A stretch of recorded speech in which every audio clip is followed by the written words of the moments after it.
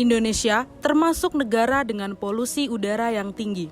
Polusi adalah zat yang mempunyai efek berbahaya atau beracun yang berdampak pada lingkungan. Apakah kalian tahu bagaimana polusi mempengaruhi badan kita? Yaitu terdapat dua cara polusi mempengaruhi badan kita. Yang pertama ada point source, di mana polutan berasal dari satu sumber seperti emisi pabrik.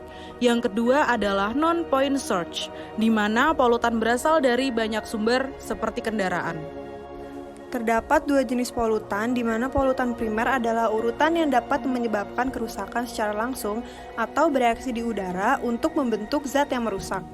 Lalu urutan sekunder, di mana polutan terbentuk sebagai hasil reaksi antara polutan primer dan komponen udara.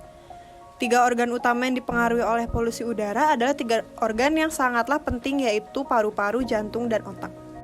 Polutan di udara adalah molekul-molekul kecil yang dapat dengan mudah masuk ke dalam tubuh di saat kita bernafas.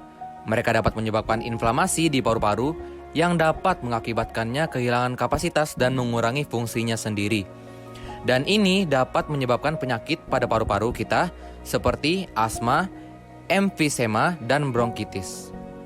Ini bisa masuk ke aliran darah seperti membuat jantung kita stres dan bekerja lebih keras untuk berusaha menyediakan tubuh dengan jumlah normal oksigen.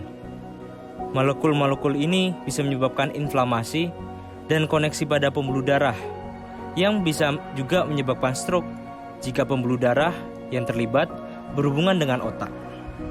Selain itu, molekul-molekul ini bisa memecahkan waktu yang sudah terbentuk sebelumnya di pembuluh darah akibat pola makan yang tidak sehat dan mengakibatkan blokir pada pembuluh yang terlibat. Hal ini dapat menyebabkan kondisi yang mengancam nyawa seperti serangan jantung maupun stroke.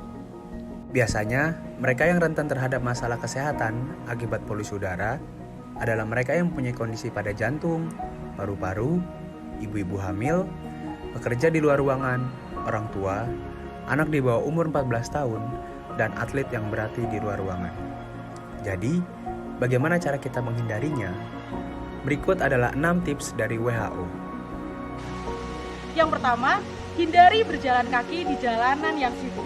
Dan jika membawa anak kecil, gendong mereka sehingga mereka berada di posisi yang lebih tinggi dari posisi knalpot pada motor.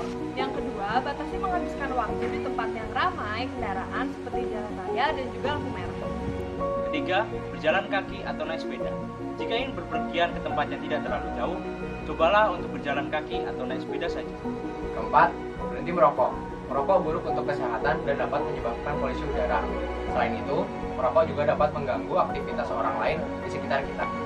Kelima, batasi penggunaan kendaraan mobil dan motor, terutama di perkotaan, dikarenakan mereka memiliki porositas yang sangat tinggi.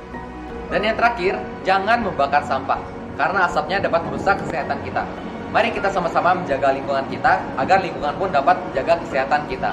Bagikan video ini Ke teman-teman kalian, untuk ikut mengajak mereka menghargai lingkungan Demi kesehatan kita Dan juga kesehatan bersama.